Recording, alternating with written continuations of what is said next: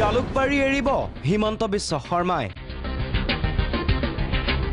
21 বিধানসভা নিৰ্বাচনত প্ৰতিদ্বন্দ্বিতা নকৰে হিমন্ত বিশ্বই 2021 চনৰ বিধানসভা নিৰ্বাচন খেলিব খোজা নাই যদি কিবা বিশেষ পৰিস্থিতিত দলে কৈ খেলিবই লাগিব তেতিয়া বেলেগ কথা কিন্তু এজে মানুহ হিচাপে মই অলপমান জিৰণি এটাৰ প্ৰয়োজন আছে হিমন্তৰ বিকল্প কোন ৰিনিকি ভূঞা শৰ্মা তেন্তে কোন জয়ন্ত মল্ল বৰুৱা নে সুশান্ত বিশ্ব শৰ্মা ইয়াৰে এওঁক চিনাকি কৰি দিয়াৰ প্ৰয়োজন নাই তাহানিৰ দাদা ব্ৰিগেডৰ অন্যতম সদস্য নলবাৰীৰ প্ৰাক্তন বিধায়ক বিধানসভা সমষ্টিত ষ্টেণ্ডিং এমএলএ হোৱাৰ সত্ত্বেও টিকেটৰ পৰা বঞ্চিত হৈছিল ইমানৰ পাছতো হিমন্তৰ সংগ এৰা নাই জয়ন্ত মল্লই সেয়ে দধিচি জয়ন্তক জালুকবাৰী দানৰে প্ৰায়শ্চিত্ত কৰিব নেকি হিমন্ত বিশ্বই আৰু সুশান্ত বিশ্ব শৰ্মা হিমন্তৰ নিজা ভাই অৱশ্যে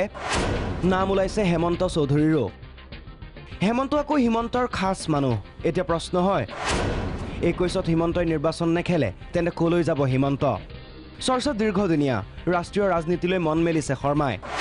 19 লোকসভা নিৰ্বাচনত অৱতীৰ্ণ হ'ব গুৱাহাটী সংসদীয় সমষ্টিৰ প্ৰাৰ্থী হ'ব